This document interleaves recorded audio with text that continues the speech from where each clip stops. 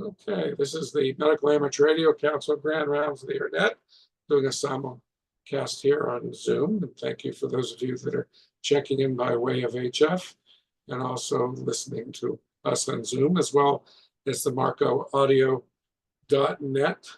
We have a streaming audio recording as well, provided by N5RTF. And that will also be recorded. They will also recording the Zoom session. So there'll be multiple ways if for some reason individuals are not hearing this now, or if you'd like to share these presentations with friends, you'll be able to do so through those recordings that we'll make readily available.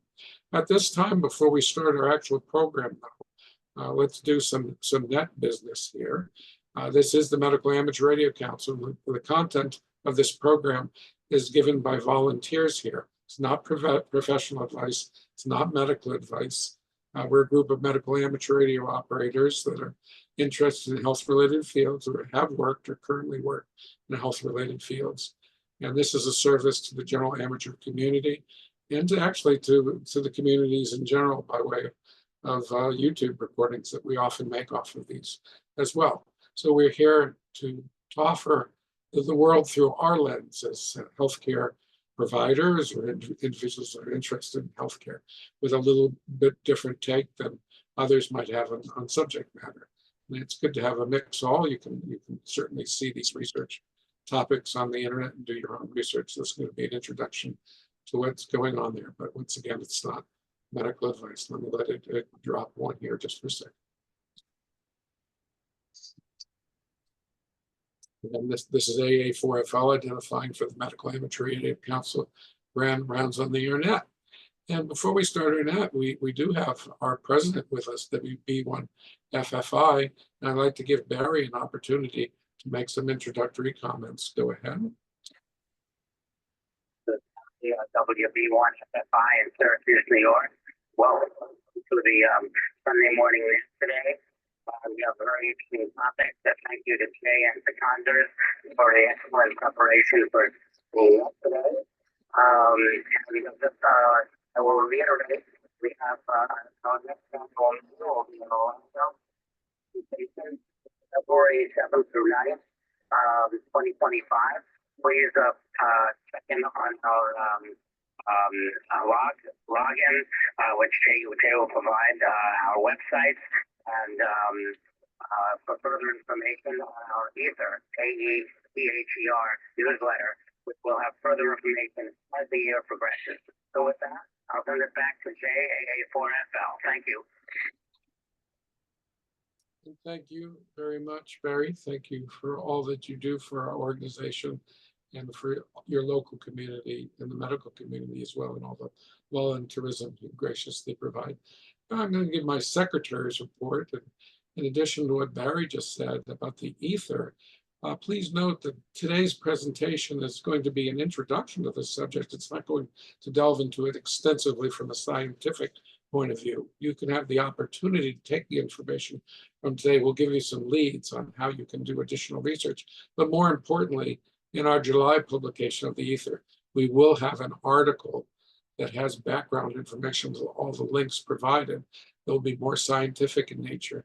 And as we do the ether articles, we offer them in such a way in hypertext that the readers can investigate to the depth that they would like to. So it really makes for a smooth read from members of the general amateur community as well, which you're also part of the intended audience. I mean, after all, we are an amateur radio club of the ARL, and we're an organization dedicated to getting healthcare information from our perspective discussed as a group on our nets. And we do make that available later as well. So look for that in the ether, where we actually go into the scientific background behind this introduction. And we hope that you enjoy this presentation. You're always welcome as secretary of the organization to write me, use my QRZ information, AA4FL.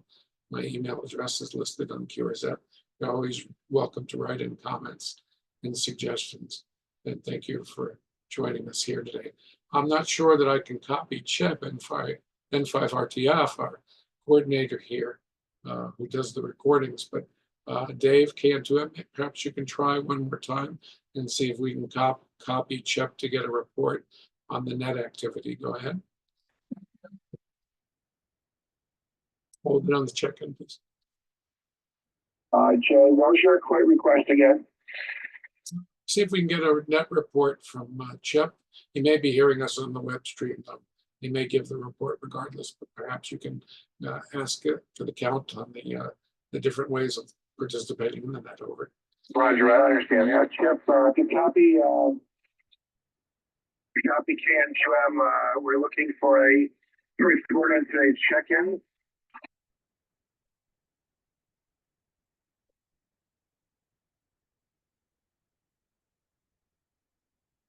There's some audio in the background, Jay. I do not believe it's Chip.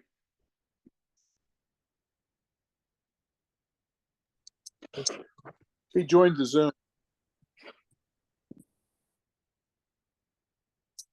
Keith, M3IM, are you hearing Chip at all?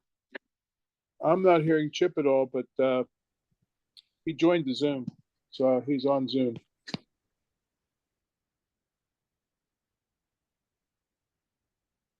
Okay, Chip, by way of Zoom, would you like to give a report on the participation in the net? Go ahead.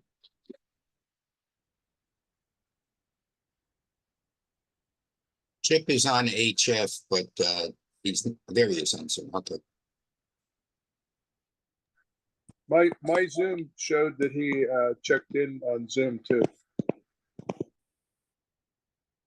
Okay, Chip, we're not getting your audio on Zoom yet. Do you want to go ahead and give us a net report by way of Zoom?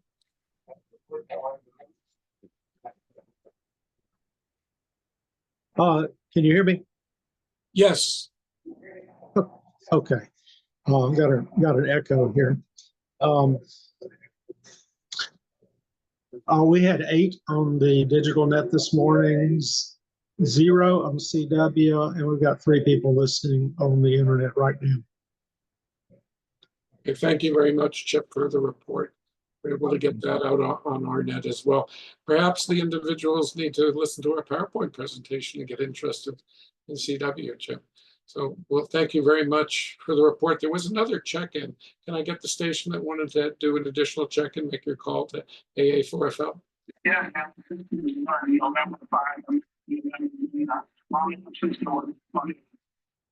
Oh, Bud, it's so great to hear your voice. Thank you for participating. I look forward to talking with you more often and perhaps in personal conversation at another time as well. Any other check-ins? Make your call to AA4FL.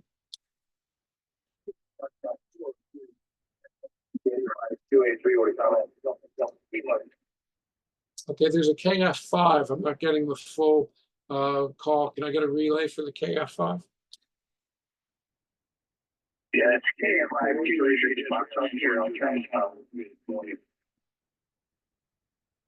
There's a gentleman, another gentleman, KF5. You want to try again checking in? Go ahead and make your call.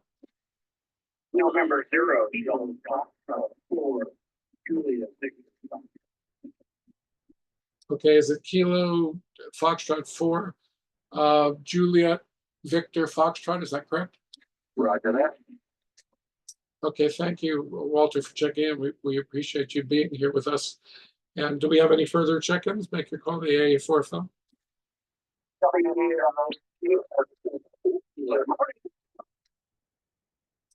Beautiful, Bob. WDING, beautiful signal here today. Any further check-ins? Make your call to AA4FL.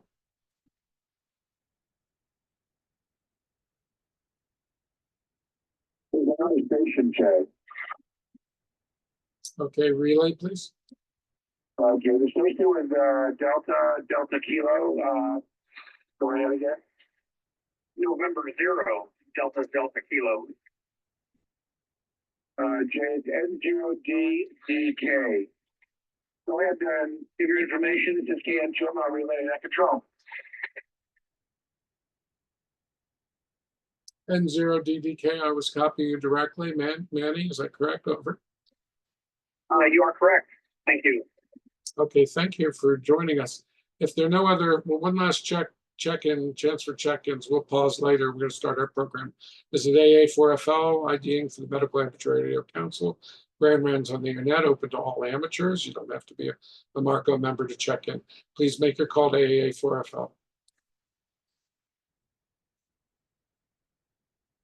Okay, I believe those of you that are on Zoom can see the presentation. It's on the brain aging and neuroplasticity today. And I'm going to go ahead and we're going to do the discussion as well on our net. So can Morse code help to offset changes that occur in life as one gets older? And that's the question of the day here. And of course, this is the Medical Amateur Radio Council, as we mentioned before.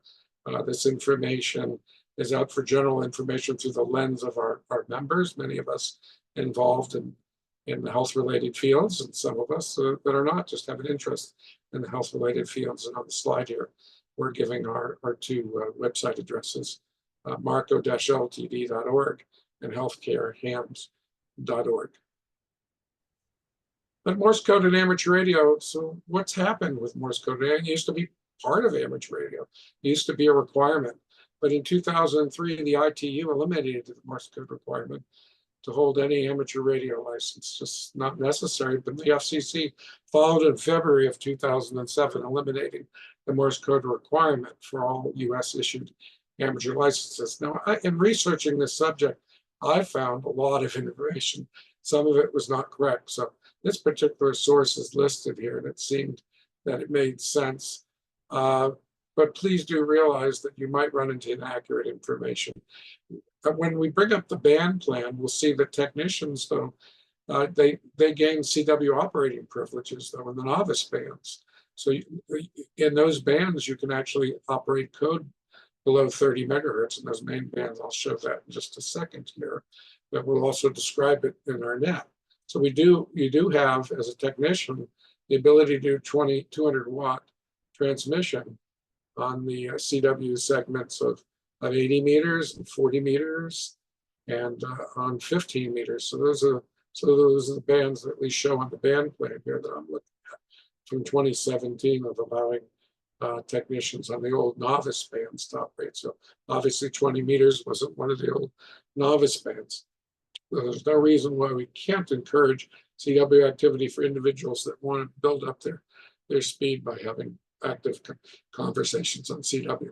At the Morse code alphabet, we were all trained in that at some point, if we had a license from before that time. But does Morse code have another benefit other than amateur radio? Does it augment development? Does it aid in recovery? Does it aid in preservation of our capacity, our neural capacity? And what goes on in the hippocampus when we operate CW? Are there neural advantages here? And sending code, is that a benefit to development or recovery? For those of us that were licensed in the 50s, the 60s, we remember making the move from straight keys to bugs and moving from that dits and dahs generated by hand over to the bug that had the ability to have a weighted dits, automated dits, semi-automatic consents. Still had to send those DAWs manually, but for those of us in the 1970s into the 1980s, we learned to embrace paddles and do full automatic CW. I mean, what was going on in our brain then? I mean, we've adapted and we've learned new patterns. So is sending a benefit, or are the studies looking at mostly the receiving of Morse code? As we look at the possible cognitive benefits and practical application of CW, is there memory enhancement? What about improved focus and attention? You're going to see so many claimed benefits on the internet, but what does the science actually back up? What about linguistic skills and enhanced problem-solving abilities? Can that be a benefit to individuals that would like to embrace Morse code, whether they're young? What about survival skills? Obviously, the scouts are involved in copying CW.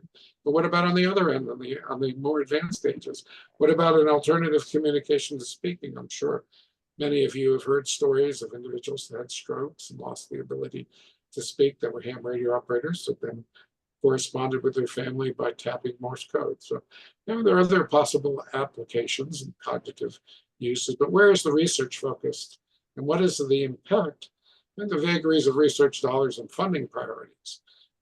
Getting CW research funded would be problematic in itself. It's not a major focus of dollars, and it's hard to find research dollars. And here in the United States, it certainly would be a noble cause, but will it be one that provides spin-offs that result in earning potential. So there would be a return on the investment of the dollar spent, probably not the highest priority. And you'll see some of these studies where they're coming out of, at least the modern studies, the more recent studies, what countries they're coming out.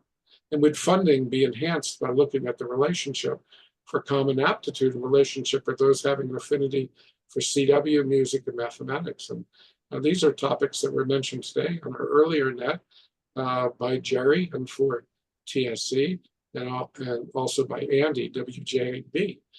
They've noticed the connections there, and they reminded me that they exist, and we certainly are mentioning those, and we can follow up on that in the future. Let me pause for a moment to identify.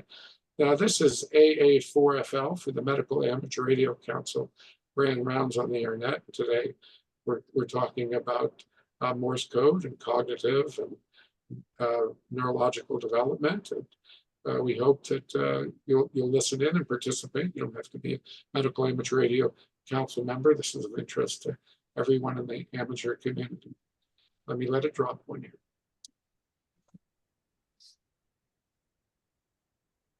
So what about CW as a benefit to younger hands? So what are the competing interests out there in the world right now? I mean, back at the time, a novice license was an incentive to upgrade an HF due to the code requirements. You had to get up to 13 words a minute, and then many people went on to 20 words a minute, but that was eliminated. I believe the date was 2007. Scouting, obviously, there's benefits. They train in emergency training, communication, sending, and coordination. I mean, do you actually get more coordinated by processing that digital manipulation with your fingers and your hands? So what are the neural changes that occur with that? But we have to recognize that young people have so many interests available now. They've got computers, robotics, and gaming, and cell phones, and there's lots of other interests to dominate their time. So was it wise doing away with the CW requirement? And if it was wise, just from a standpoint of getting them licensed, isn't it currently wise to point out what's different about CW and the advantages in CW and why they may want to embrace CW and learn it? And how can they do so? But regardless, what is the difference about CW in comparison to all those other activities in terms of cognitive development? And what are we talking about with cognition? I mean, the mental action or process of acquiring knowledge and understanding through thought and experience and senses. Well, Morse code certainly fits into that. We certainly have the senses, we have the thought, we have the experience for acquiring knowledge. And are there commonalities there with the pathways in the brain that would enhance other learning opportunities, whether you're young or if you've already learned and then later in life embrace CW to try to reestablish some of those pathways? I mean, what actually happens scientifically? And we're very fortunate today, and in a moment here, I'm going to turn the mic over to K4RLC, Bob Conder, who is a neuropsychologist, a neuroscientist who diagnoses and treats brain dysfunction, such as sport concussions, traumatic brain injuries, and dementia. Now, Bob's interests are summits on the air, parks on the air, portable operations, DXing and overseas operations, and almost totally CW, as it works best for those QRP activities where you don't take a lot of equipment with you to a summit on the air. And CW can be quite beneficial. So think about what it would take to do FT8 on a summit. How much equipment would you have to take along? But now think about what you have to do for CW. And Bob's been to Signal Peak in St. Lucia as one, so it's not all here domestically because of a chance to travel and do DX. Signal Peak is a peak on Pigeon Island in the northern part of St. Lucia, and it's a very beautiful hill. And if you climb that hill, you're looking at Martinique off in the distance. So why is Signal Peak so special? Why is it called Signal Peak? Is it because Bob went up there and did Morse code? The Signal Peak actually dates back to the British during the age of the ships. That's where they would signal the ships from, and they could see Martinique off in the distance and keep their eyes on the French over there in Martinique. But Bob was able to bring his antenna and set it up, do some Morse code, have some fun and do some activity and make contacts from there. So it's again, we'll turn it over to Bob momentarily, but mentioning FT8, why one might want to do CW, it shares some of their same operating benefits, but isn't it the antithesis of FT8? But what's happening right now in today's day and age, we just mentioned Bob was on a hill with a small operation using CW and the benefits. But de-expedition use, is CW being de-emphasized now? And if why? We have 3 de-expeditions this year that I've looked at. One of them was TX5S, Clipperton Island de-expedition. That de-expedition did a substantial amount of CW. It was a well-funded and well-manned expedition. 25% of the contacts were actually CW versus about half that were FT8 and about another, actually there were less sideband contacts than there were from CW. Where the changes are is they only did 369 RIDI contacts. So FT8 is surpassing RIDI as the digital mode for the digital DXCC. So people that fund a de-expedition, they want to get their counts up for the countries. They want to get CW contacts, they want to get phone contacts, they want to get digital contacts, and Clipperton offered them all 3. But what about ZD7Z on St. Helena? And of course, we're many years after Napoleon was on that island, but the FT8 was a very prominent feature as well as FT4. So they made a total of 48,000 contacts. And between those two, 41,000 of them were FT8 and FT4. They did give out 4,000 CW contacts, and they only did 2,400 sideband contacts. So that reflects the ability of I would suppose, it's easier to get across on CW. I don't know what power they were running, but I would assume they were running less power, and that's why they de-emphasized phone. And they still did CW because it's still effective with lower power. So there's a step down there in terms of the amount of CW, but at least they were still giving up the contacts. But what about Glorioso Island that's on right now? I mean, they only have had 2 modes, and sideband has been very little. So far, there are 45,000 contacts. 41,000 contacts are FT8. Sideband only 3,400 odd contacts, and none of CW. Granted, it's a single operator, probably does not operate CW. Would find an advantage compared to sideband if he did. That's probably why he has so few contacts on sideband. But FT8 is a very efficient mode. And personally, when I've been on de-expeditions, we've focused on CW and FT8 for areas where we did not have power. We had modest antennas. But we found that CW could still be difficult in the noise, copying noise, and there's a lot of artificial noise out there in some of these islands, the solar panels and such, but FT8 doesn't have that limitation. So Bob wrote me here, K4RLCR member, he sent me 3 attachments for 3 different articles. And rather than paraphrase Bob and the quote that I have on the PowerPoint, I'm going to turn the presentation over to Bob at this point, and I'll transmit his audio here for all of you to hear. So Bob, would you like to go ahead and get started and take the mic? Go ahead. Good morning, Jay, and everybody on the net. Good morning, Dr. Rodman. Dr. Reddy, sorry for the delay in getting back to you. Hi.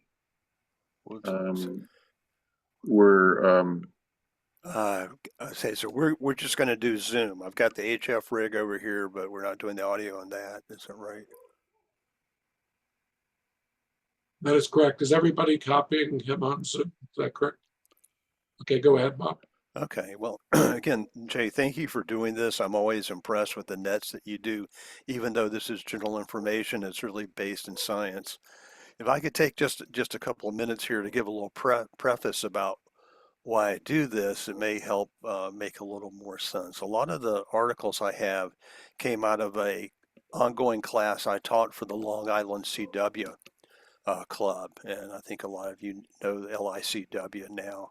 I taught a thing called a CW Learning Lab, and my goal was to actually look at the empirical research for how to teach people to learn and maybe become proficient with Morse, and it's 1 syllable. That's one of the picky things I have. Many people call it Morris, like Morris the cat, but it's Morse, M-O-R-S-E. How to become proficient with Morse code. And so I went back and looked at the research, and there is a tremendous amount of research in both America and England, but mainly America and Germany, starting in the 1800s on learning. And I've collected some of these, and maybe in my retirement we'll write a paper. Harder at Indiana University in 1890 published in the psychological research the best way to train the American Morse operators, the wired, the old Western Union folks. That was the infrastructure. That was the high-tech infrastructure, even in the Civil War in the 1800s. In the German tradition, you probably heard about the Koch or the Koch uh, way of learning CW. His stuff was based on earlier research from the late 1800s, early 1900s from Lippmann and Beagle in Berlin. Some of this had to do with the war effort, but initially CW was big money. It replaced in Europe what was called the optical telegraph, which was we always want to send information faster than a runner, like Marathon Greek, the original runner who ran to Marathon to say that the Greeks had beat the Persians, and then he dropped dead. That's not a good way. Then we had the Pony Express, but you want something that would go almost at the speed of light. And what happened when code was developed, especially in England, there were a couple things going on. They sent stock market stuff, bank stuff, and who won the horse races. Because betting was a big deal, sports betting even back then. And one of the funny things that happened, well, funny to me, was that people would hack into the wired lines to learn who won uh, the I'm not a horse race guy, so I can't say, but who won the horse race, the fifth at Belmont, outside of London, and then they would go bet on it and make a lot of money. So they had to eventually learn cryptography.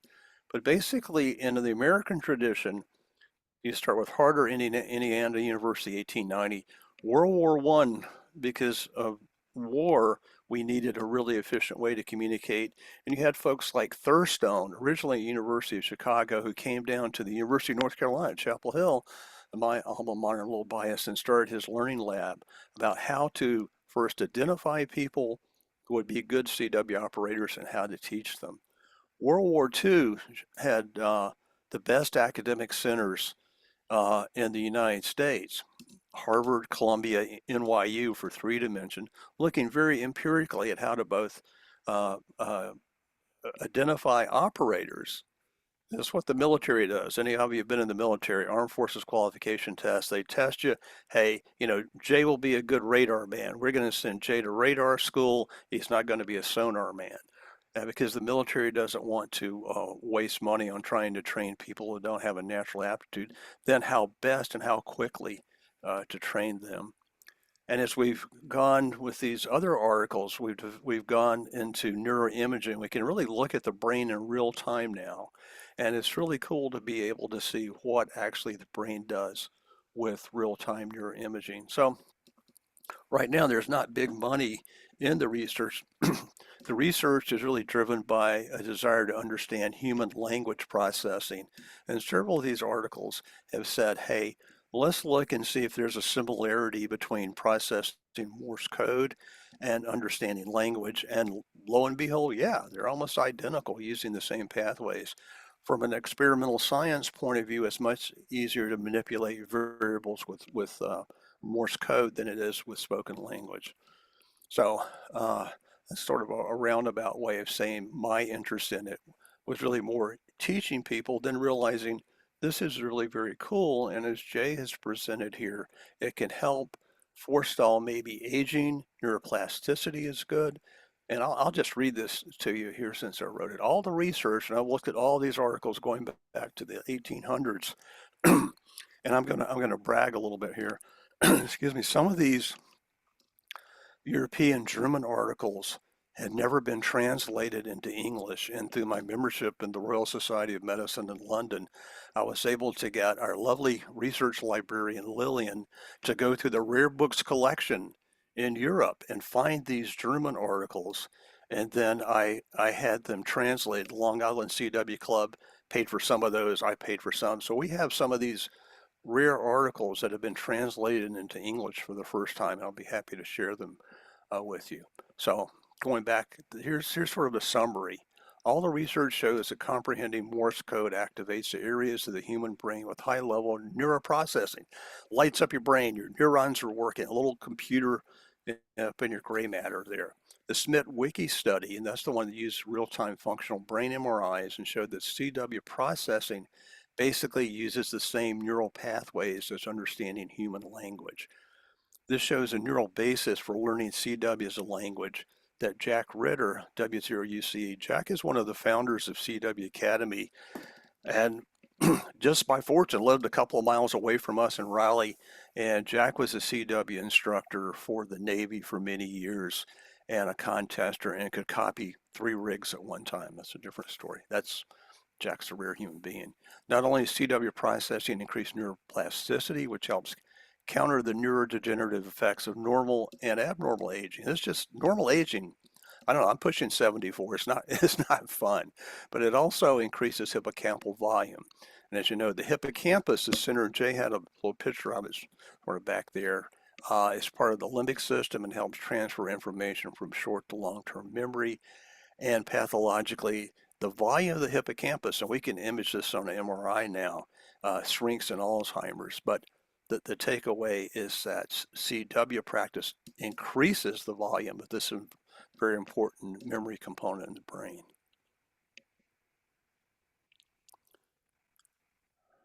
And there's, this is another one. This is the cool thing that, and they're looking at the inferior longitudinal fasciculus, a DTI, diffusion tensor imaging study. You know, basically, you've got the gray matter on the outside of the brain that are the neurons where you have the processing. Most of the brain is the inside white matter. And it's called white matter because it's basically cholesterol that's the insulation for all of the nerve fibers inside. And myelin, a myelin sheath, and some of you may know demyelinating illnesses such as multiple sclerosis, and you basically have a short circuit with all this connective tissue. So this one's saying, well, it's not just the gray matter. We're looking at the infrastructure of the brain and is increasing these different fibers. You can think of the brain as old-fashioned computer network or old-fashioned telephone switchboard with lots of wires connecting.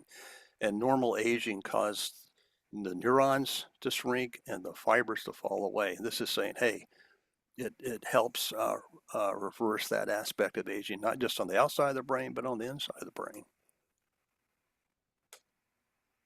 You can do the next one here. Okay, so there it is. MC Morse code leads to changes in the white matter. Again, that's the myelin sheaths or the cholesterol that covers the nerve fibers inside the brain that really are the connective tissue. So we've got these really nice hard science studies, and that it helps with the white matter plasticity. Some folks will say, well, it's really just the gray matter, but you've got to have everything working together. It's like you have a computer with a really good processor, but all the infrastructure in the computer isn't working, so your processor is not going to be optimal without the connections between the processor, the CPU, the RAM, the ROM, and the hard drive. So you want everything working together in the brain. Okay. Let me pause one here for you, Bob. But we're just going to identify here. This is the Grand Rounds of the Air, net for the Medical Image Radio Council, AA4FL net control. We have K4RLC with us also participating. And we're talking about the subject matter that you just heard, about neural learning and neuroplasticity. And we're talking about it in the context of general information of Morse code. It's not medical advice. But please accept this input from those of us that are in health-related professions, particularly Bob, who's a specialist in the field. So let me turn it over to Bob to continue with the presentation, and we'll do late check-ins in about 5 minutes. We'll break for additional check-ins. Go ahead, Bob. Thank you, Jay. You're very, very kind. It's just something I got interested in and sort of stumbled into it, but made a career out of it. How can I say? And as far as CW, I started learning Morse code as a Boy Scout, and that probably was the worst way because you start with the visual charts, and almost everybody does that. Morse code is auditory. stimuli and auditory language. So you really want to avoid the Morse, the visual charts and also the sound alikes. You can learn the sound alikes very quickly, but that adds an extra step of processing in the brain rather than going basically direct to the brain, the original digital. This is one from University of Finland, Uther et al., and they were looking at the idea, does the Morse code help basically pay attention? They're using this thing called evoked potential research. And I'm sorry if I get really geeky about this, but it's stuff that excites me. Evoked potentials are a way of looking at the attentional pathways in the brain when you have what's called an oddball stimuli. That is something that you can't predict, that is sort of a pseudo-random stimuli instead of going like would be. And basically what they found, they used, this is a very technical study, and they were trying to answer a very technical question, but basically that the P3 wave, P3 is if you chart these, and this is 0, then the positive is the P, the N is a negative change from baseline amplitude. P3 is a stimuli you should see at about 300 milliseconds after processing. And I know you're going to say, wow, that's really fast, but it's been proven in the literature also to look at a healthy brain. And the unhealthy brain, that stimuli that should peak at about 300 milliseconds afterwards, doesn't peak until about 450 or 500 milliseconds afterwards, and it doesn't have the same amplitude. It's not as strong. It's like looking at a lot of us have a spectrum scope with the icons and the flexes, and the new Yesus, like looking at your spectrum scope. And what they found here was that this experimental manipulation really depended on a change in the auditory frequency. Then the brain, in a way, paid more attention to these oddball rare stimuli.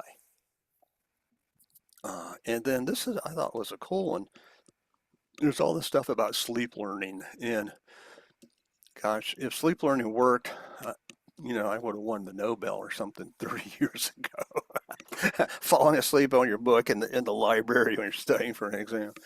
But this is a French study from the 80s that basically they looked at rapid eye movement sleep. Rapid eye movement is when we dream, and it's the paradoxical part of sleep where you're moving in your dreams that your body isn't. Those of you who have animals, especially cats and dogs, you've seen them sound asleep and moving. Our lab is like that all the time. They don't inhibit the motor pathways there, but what they found was there actually are changes in number and quantity of rapid eye movement episodes. And we know now if we study, you have your first rapid eye movement about 90 minutes after the onset of sleep, and then they happen through the night, and the interval goes from like 90 minutes to 50 to 45. There's fewer, and as we start to wake up, we have more of these. And this is just saying, we had people learn Morse code. They have more of these. There's active brain processes at the bottom line. That's what they're talking there. And the parameters, looking at ocular motor activity, and sometimes you can see, if you watch your spouse or one of your kids or grandkids, their eyes are closed, but you can see the eyeballs moving in there because they're actually think they're in that real life situation. Just like Alana, she jerked around in her sleep last night, woke me up, a bad sleeper, sound asleep. And I said, what were you doing? And she said, well, I was in Venice jumping off the Ponte Vecchio bridge into the canal. Why? I don't know, but anyway, basically, again, this is mapping out those left hemisphere language pathways. Florence. Huh? Florence. Florence. Excuse me. She was in Florence, not. Va bene. And why were you jumping off the bridge? You're muted. I'm sorry. I don't know. No good reason.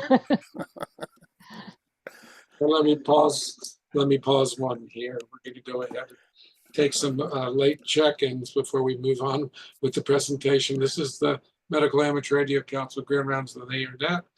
And as you're listening, we're talking about neuroplasticity, brain activity, CW, some of the research, what the research shows, as well as the practical aspects. Do we have any late check-ins at this time? Make your call to AA4FL. AA4FL, it's Kilo Yankee 4 Delta Alpha Victor. Kilo Yankee 4 Delta Alpha Victor. Dave, is that correct? USL? No, there, yeah, enjoying noise in here. Okay, well, that's very appropriate since the name of the city you're in is Gray and we're talking about gray matter, but perhaps we have somebody else here named White and we'll have everybody covered. Thanks for being with us today, David. Any additional check-ins, make your call to AA4FL. Okay, no other check-ins at this time, so let me turn the microphone back to Dr. Condon. Thank you, Jay, and you're real kind here. I hope I'm not getting too geeky about this. Jay did a wonderful job with these PowerPoints. The only thing I would say is that for the ether, if we could put in if we could put in an image of the language processing areas. And I'll try to do this on my old gray hair. Back here, sort of behind the earphone, is Wernicke's area. This is your prime areas at the parietal occipital junction, parietal sort of sensory integration. The occipital part of the brain in the back is where you see. Wernicke is language encoding, is what you're doing right now. You're listening, you're processing me. Language is primarily the left side, lower neuroanatomy. If you draw a line here, the back of the brain's input, the front of the brain's output. The other big division is left versus right. Left is verbal most part, right is visual most part. Anyway, language encoding is right here. Language output, what I'm using a lot here is Broca's area, and it's named after the physician who discovered these. And it must be really cool to have your name for something like that. Between these two guys, it's this big physical fiber track and dissection you can see is called the arcuate fasciculus. So a lot of what we're talking about is left-sided. The interesting thing, women have language on the right side too. So if they have a left-sided stroke, their language may not be as affected as much. But women probably use more of their brain than guys, and that's why they're smarter sometimes. I'm trying to score points with Atlanta here. So anyway, this is what we're really talking about. Anatomical stuff. There's, Wernicke's input, arcuate fasciculus is just a big fiber tract, and Broca's area output. So you can have a stroke where there's no language output, but still understanding. I think a worse stroke is where the language understanding area is impacted, so you don't have it, but you produce what's called a word salad. And some of us in academia have been accused of having word salad. Right now here's one where they actually said, okay, let's not just look at the auditory pathways, let's look at the pathways for reading. And what happens here is Wernicke's language input. When you read, it's at the back of the brain, occipital, and the occipital cortex, it goes from the eyes, the retinas, pathways, back to the visual area. Visual area over on the left, where processing language is right next to spoken language understanding. And this is a study. I love the title of this, Reading with the Ears. But basically they're showing this, and they're showing this predominantly left-sided again, activation of the frontal and frontal, temporal sort of behind the ear, and then the language areas, and then the prefrontal cortex, and then the motor output, which is driving my mouth now. So the brain to me is just this wonderful piece of engineering there. So that's another piece of research showing it not only mirrors, and here's some of the old-fashioned mapping going here.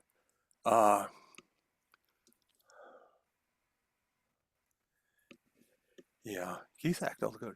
A haptic.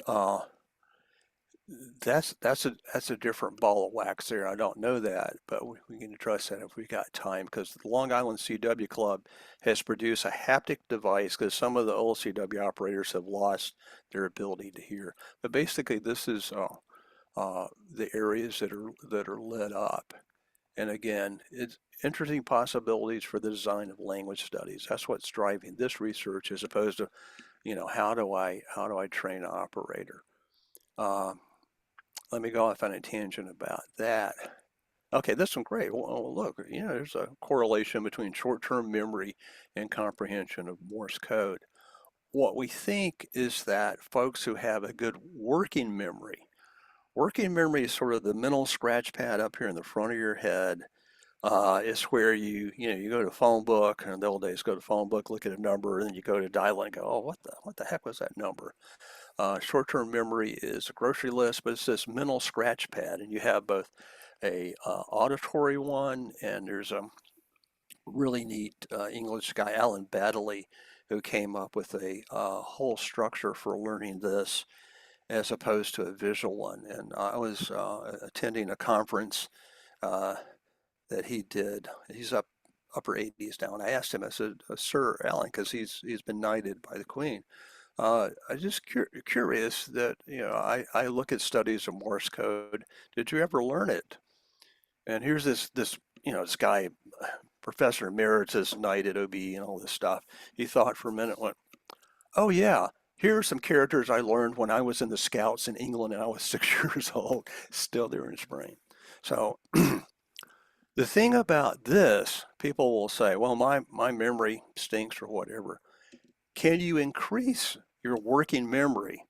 The rubric or the rule of thumb is 5 plus or minus 2 of everything. That's why serial numbers in the military tend to be pretty short. If you look at a social security number, it's 9 digits, but it's 3, 2, 4. That's chunking.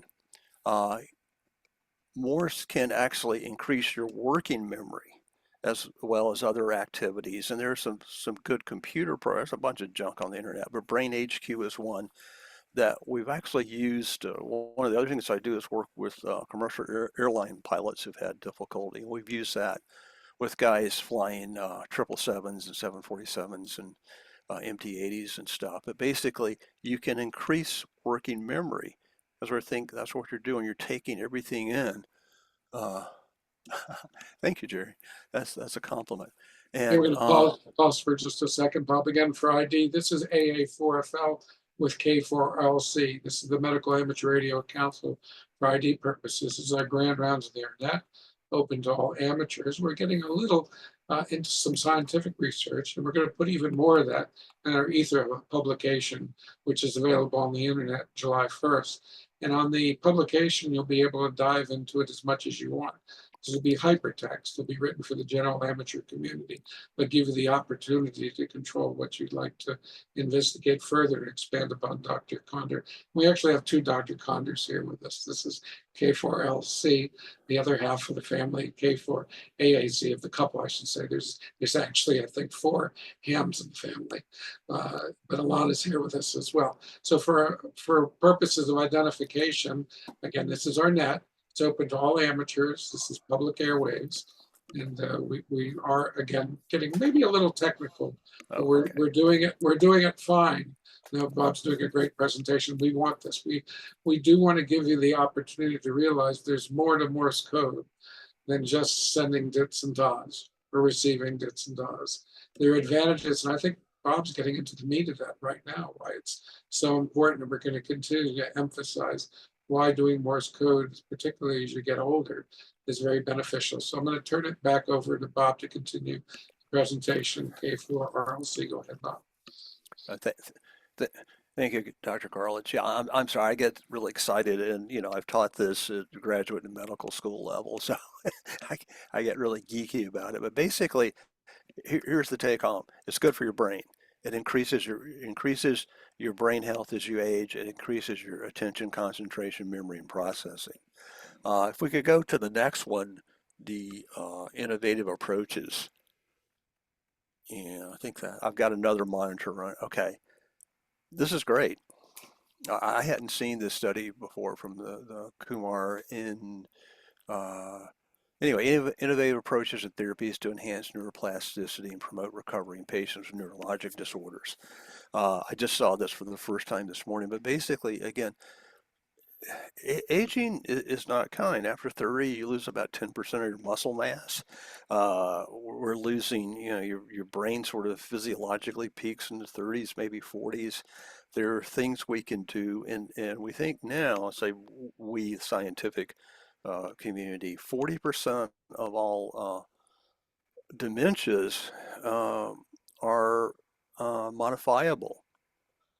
It's not, even if you have the genes for Alzheimer's, you can modify those so that they don't have expression.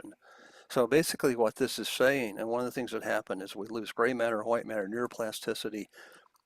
You can work on that and you can have a really good brain through your 70s, 80s, 90s. And the 90s is the happening decade now. There are more people in the 90s doing really very well.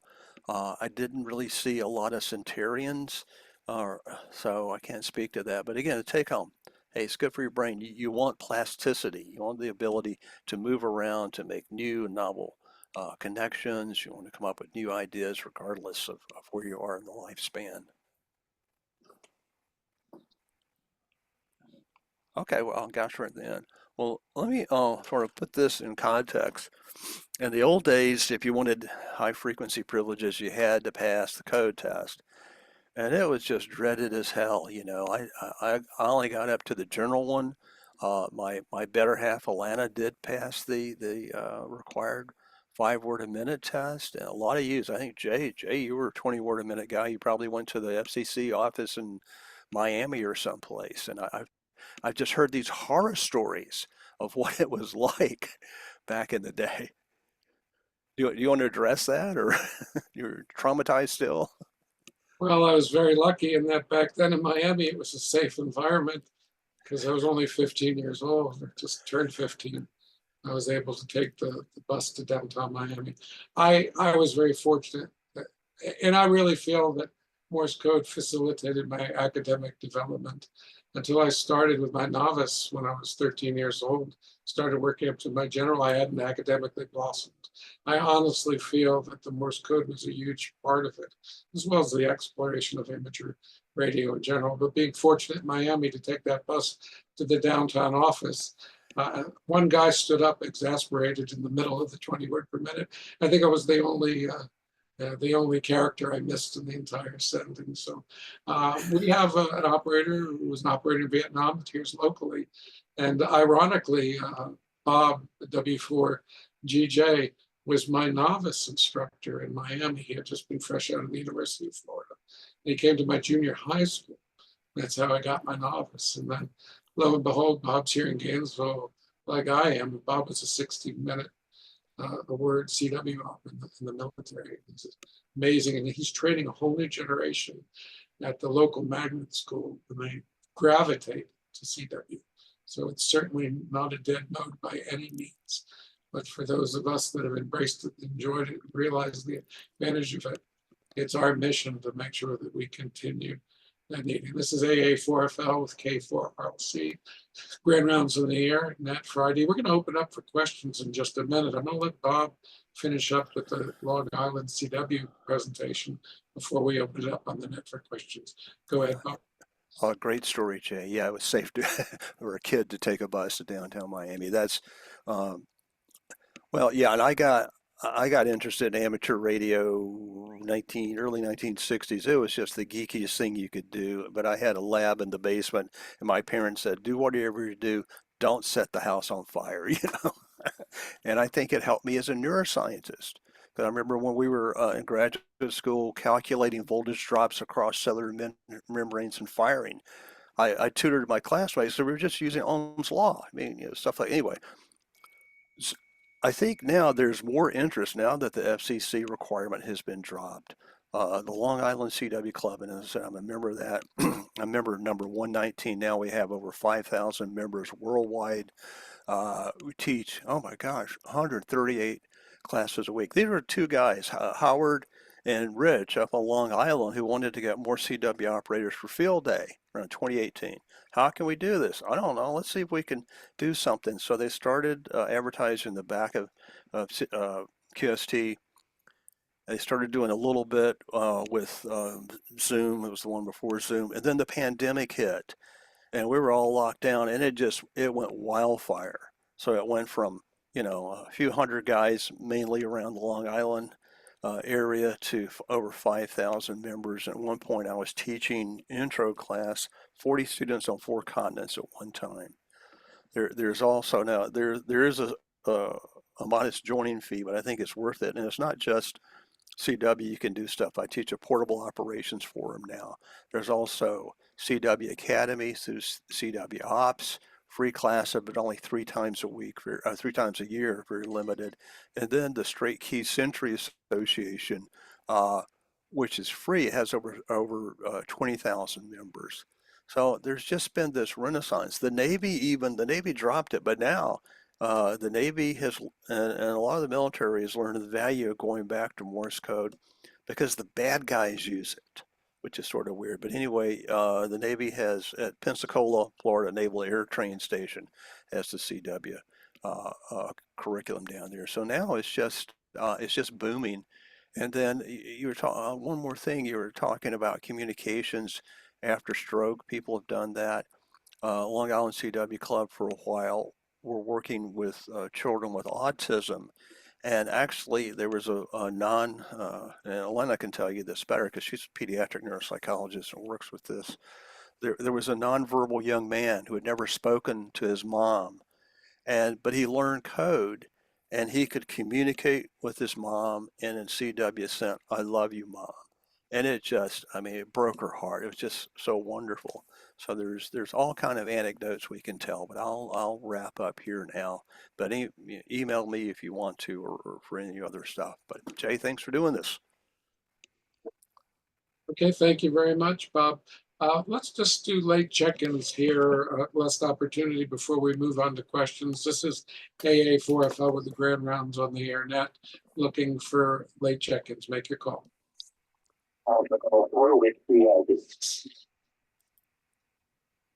Alpha Golf 4 Whiskey Yankee.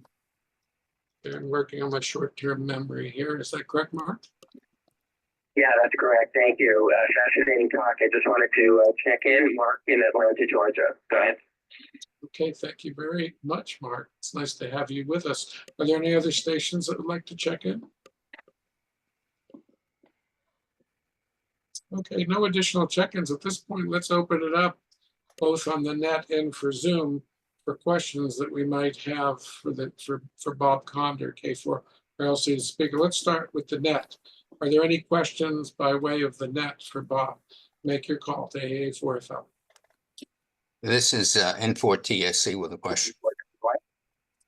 Okay, the station WI. Let's start here with the live stations. Can you please give me your call sign again, WI? Yeah, thank you. It's Mark. Just in Alpha Golf 4 with Yankee, and I have a question for Dr. Bob. Okay, I'm going to let you go ahead and ask the question. Thank you. So my question is, I thought, and I appreciate some clarification, that neuroplasticity happens when one is learning new material, but once one knows it, that it's more pattern, associative memory, pattern recognition of existing stored patterns, and that at that point plasticity doesn't continue, the new neuronal connections. And for example, a chess master is not learning new things, so when they're playing, are they actually creating new connections or just capitalizing on existing patterns that they've learned over time? So for Morse code, the question is, if you're not constantly trying to increase your speed, but you're just copying at a comfortable speed, are you still creating neuroplasticity at that point? So that's what I'm curious about. Thank you. Great question. There's the 10,000 hour rule, which actually a professor at University of Florida came up with. I'm blocking on his name now. That looked at how many hours of practice do you need, whether you're yo-yo ma or a pianist or an artist or whatever to achieve mastery versus learning.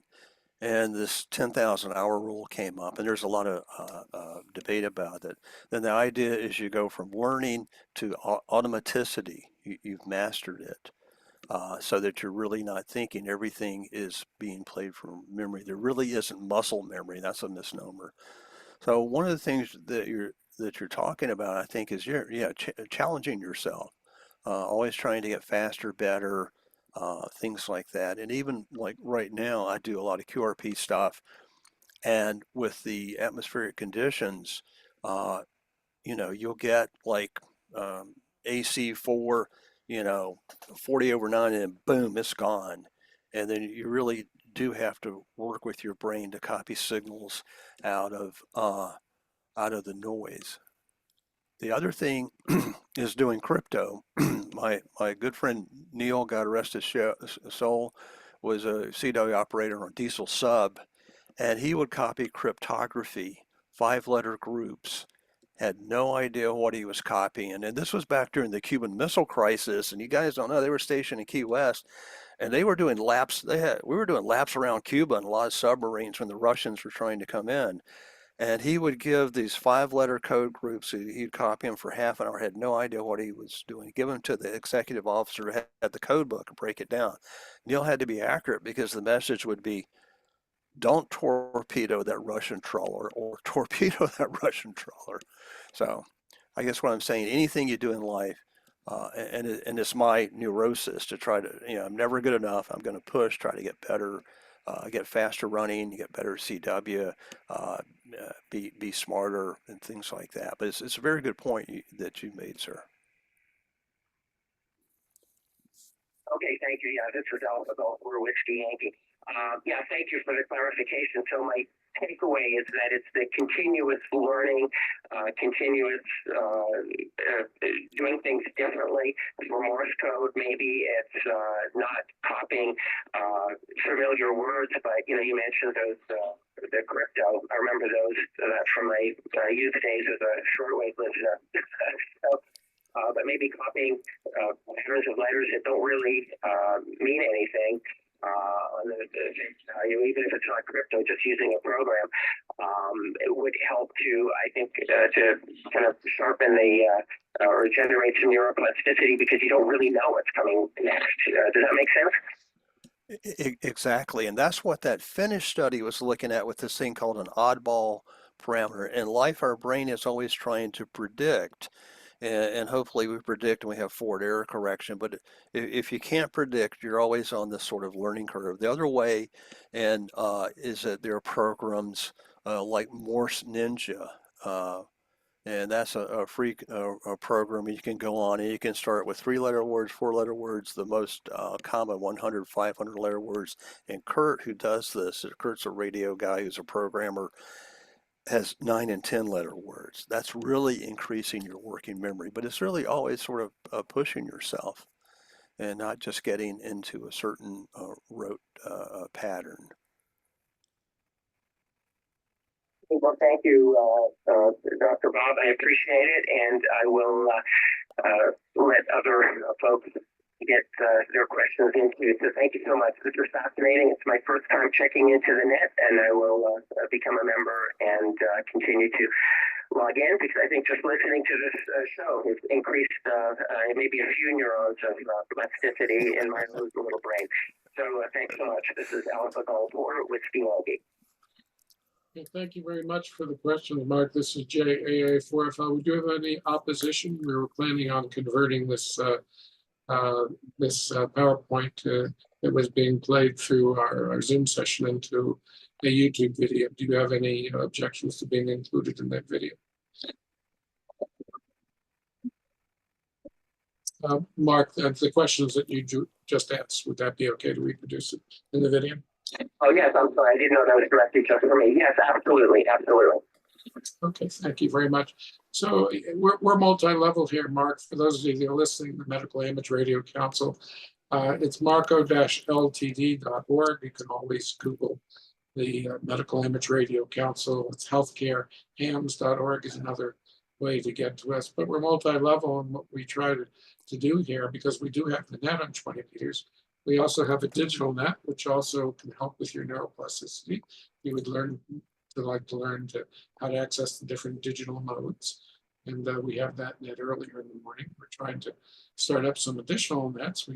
With every new member, we have new opportunities for nets. So we do appreciate that. But in addition, this particular net is a simultaneously transmitted Zoom session. And we'll take the recording of the Zoom session and make a YouTube video for the general public. So everyone can distribute this to their non-ham friends and family, and the learning can be amplified and be populated exponentially. So thank you everyone for participating. And Mark, thank you for your question. Do we have any additional questions? I know Jerry in for TSC is coming through Zoom and had a question. So let me turn it over to Jerry. Go ahead. Thank you for that, Jay. I just have a question and a comment. If there are benefits to combat aging by using language pathways such as CW, that suggests to me that there might be benefits through touch typing skills that approach that of CW. And if that's the case, then maybe there are benefits for those who are not so skilled at CW, but perhaps in using some of the new modalities such as PSK31 and typing. And I just wondered whether Bob has any comment on that. That's a great question, Jerry. In the old days, the military trained using what was called a mill, which is the old-fashioned Royal Military typewriter. And sometimes they didn't even process what they were typing. Now we want folks to do head copy. But going to the PSK31, which really addresses the FT8, and I'll do, if you catch me doing FT8, shoot me. That's all what I'm going to say. There are digital modes. The value of FT8 is the signal noise ratio and weak signal transmission. There are modes now, and I'm blocking on it. I did a presentation for our Raleigh Radio Club a couple of months ago, where you actually can communicate using a modality, keyboard to keyboard modality that is super efficient. Lana, do you remember? Did you watch that one? Okay, I'll come up with that. So again, with the touch type, and in fact, even in World War II, there weren't enough operators that they trained non-English speaking people to copy code and type. And there was an advantage with that because they didn't speak English, and there was a security advantage to that. So anything that you do, and there are, taking up a musical instrument, learning a foreign language, painting, any sort of novel, and it has to be a novel thing, as the other gentleman was talking about, really puts a little stress on your neurons and your connective tissue and makes them work a little better there. So you want to try to make it novel, and I think PSK and some of the newer modalities. To me, FT8, we had a big, for our field A committee at Raleigh, we're running 9 Alpha, biggest club in North Carolina, and my buddy Dale, Whiskey 4 Alpha United Victor, can copy, and Jay met him down in St. Lucia, 40 words a minute head copy. And he sends left-handed, but with his key wired for a right-hander because his dad was ham. Anyway, we had a big blowout about field A and offended some people. And like, hey, that's not real radio. You're not using your brain. At least with sideband, you're processing language and working. And there's a joke about the guy who was doing FT8 and he died. His radio was on. His wife came back a week later and he got a DXCC after his funeral. So anyway, sorry about that. Jerry, do you have a follow-up comment or question? Go ahead and for TSC. No, I do appreciate the comments that Bob made, and I'm just wondering whether this is just an area of exploration that we can do to find out, because I think in terms of the skills that you need going forward, it may be difficult to learn CW new and get to a skill level that's helpful, but I think that there are probably a lot more people that know how to do touch typing, and they have to think about what they're going to say, and they have to translate that, and they have to use their brain in new ideas, and they're challenged in that way. And if we're talking about how to forestall the aging process of the brain, perhaps this is another way to do it. Thank you very much, Jerry, for the comments. As somebody that does FT8, I realize that we don't actually do much touch typing because even that's fairly automated. But as Bob mentioned, there could be other digital modes that do. You know, I've got Andy here with us, WJAB on Zoom. Andy and I have grandchildren that have musical aptitude. And Andy, if you'd like to say something Diane. about the comments, go ahead, let Andy. If everybody else would mute, we're going to let Andy, WJAB, take the mic for a moment. Yeah, I had to unmute it. Had to figure out how to do that. But yeah, I have 7 grandkids, and they range from age of 19 all the way down to 8 months. So quite a large range. But kind of pick on Travis. He's 10, and 10 years old. He's doing a lot of the things that you just mentioned. He does coding. He does 3D printing with a Raspberry Pi, where he's learn some programming to do that and make different things. He's actually trying to learn Morse code. So some of this we heard today is probably going to be useful to me to share with him as well. So I think I may have mentioned earlier, I've been ill and I had to be home a lot. So I actually tried to learn a little piano, and I still do a little CW contesting. And I realized the two are kind of similar. The way you learn to do each one of them is you have to have what you just said, recent memory. It has to be immediate. And I think all the things that we mentioned here, it does improve short-term memory and immediate response. And the more you do, I think it makes it easier for you to learn other things. So that's about all I have. But well, thank you for offering those comments, Andy. They're very timely and appropriate. Do we have any other stations that would like to ask questions? We're going to put the opportunity out on HF here. Go ahead and make your call to AA4FL in 20 minutes. Jay, I'll say something on Zoom when there's time. Go ahead, Alana. I mean, it could be a whole nother talk to, take it from the other angle of how CW would help a pediatric brain emerge and facilitate and take advantage of the natural neuroplasticity of the young brain, which is purely incredible. But I do think, in terms of those of you who have grandchildren who are learning code, like Andy, like Jay, your grandson, it's a wonderful thing to take advantage of the fact that the pathways for learning, and especially language-based learning, are emerging at exponential speed, and to take advantage of that. If you think about learning as an oral language, kids' brains, human brains for children, are just naturally adept at learning at an oral to oral level. And then only afterwards adding that all of the words that they start to learn actually have letters associated with them, and that the different combinations of the letters and the sounds of the letters, emerge into more of a written language. So the oral pathways probably predominate early, and then become more transferred into some of the other pieces. And to go back to Jerry's thing, I think when you're talking about in terms of early language being facilitated by having more modalities, the learning of how to do spelling, which is more of a language encoding process, is every letter has a sound, and the sounds create the words that the kids already know in an oral form. So they learn a sound symbol, a certain sound that they hear goes with certain symbols of our letters. Then they learn how to write them. Typing would definitely, the typing interface would take out some of the motor component and the motor control required of us doing it in letters, and that you're actually writing, but it would still be it would be another derivative.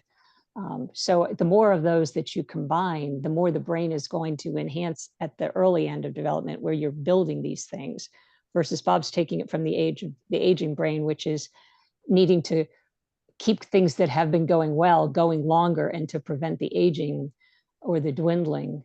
But it definitely comes down to that the oral, linguistic, and auditory pathways are the most firm structures of our brain, I would think. Okay, thank you, Alana. That's K4AAC. Dr. Condor, too, here with us this morning. Thank you very much to both Dr. Condors for participating.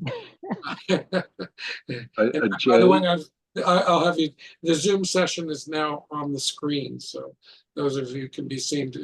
Was it Dave that wanted to make a comment? KM2M, was that correct? Yeah. Oh, here, I'll turn the video back on here. Yeah, I just want to make some observations and comparisons with visual learning. And Bob probably knows that the centers for visual recognition are right near Broken Wernicke's area. And actually, presuming your retina is good, and everything getting the signals to the occipital cortex is working, for you to be able to understand what you're looking at, it happens in the parietal area. The information goes to the back of the brain, then it's pushed forward, usually on the left side, but could be either side. And so I had just thinking about this,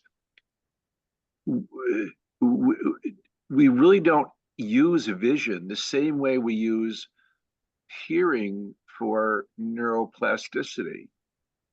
There are even people out there who, and I do not recall the scientific term. Bob probably knows, or Lana probably knows this, but there are people that cannot visualize in their brain what an object or what a circumstance looks like, and there is a breakdown in their brain organization that prevents them from doing this. For example, if I say everybody think of an apple, you think you know what an apple looks like. Otherwise, these people cannot do that.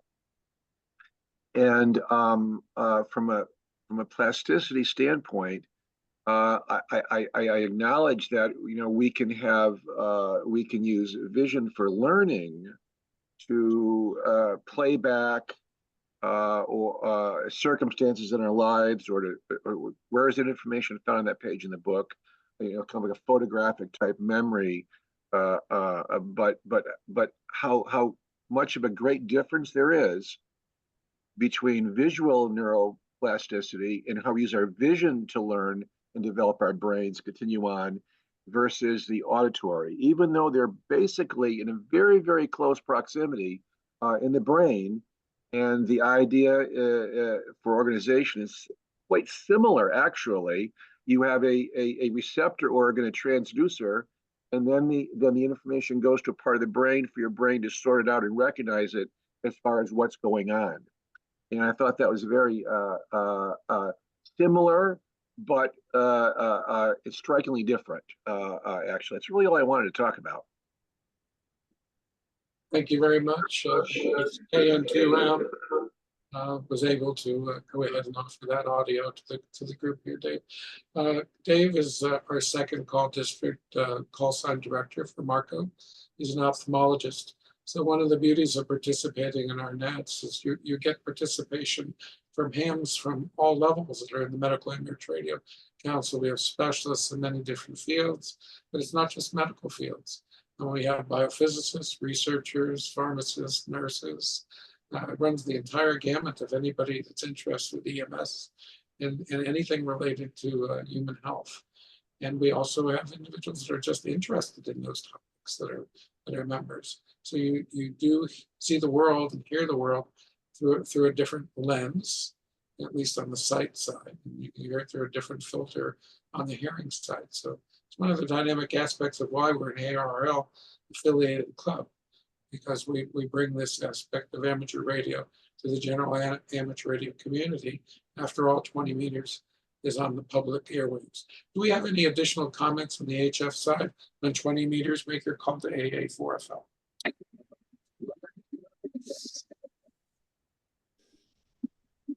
Okay, well, we had an excellent net today, and thank you for everybody that's participated. We don't usually go this long. Thank you for all amateurs that are allowing us the ability to use this frequency for our net. We hope that you find value in us using the public airwaves this way. We would encourage you to participate. Again, you don't have to be a Medical Amateur Radio Council member to participate in our nets. If you have any questions, feel free to contact me through my QRZ page. This is AA4FL. I'm the secretary for the Medical Amateur Radio Council. We do appreciate everybody's participation today. Hope you have a wonderful Sunday. Any final comments from our presenters before we bring the net to a close? Go ahead. IM has a comment. Go ahead, Keith. Yeah, I brought up the thing about the Georgia Tech paper in 2016 with using Google Glass. They had taps taking place between the temple and the ear, and they played it at 15 hertz so that they were within the hearing range. They allowed them to play games and do whatever else they wanted to, and they had a rather significant response in terms of who could copy Morse code at that time. And it was like 98% of those who were able to feel the taps were able to have accurate writing codes for every letter out of a sentence that included all letters of the alphabet. The other comment I have is, I don't know how many people saw the young man at Dayton and how many people were at Dayton who copies about 215 words a minute. And he's trying for the world record of 217 words per minute.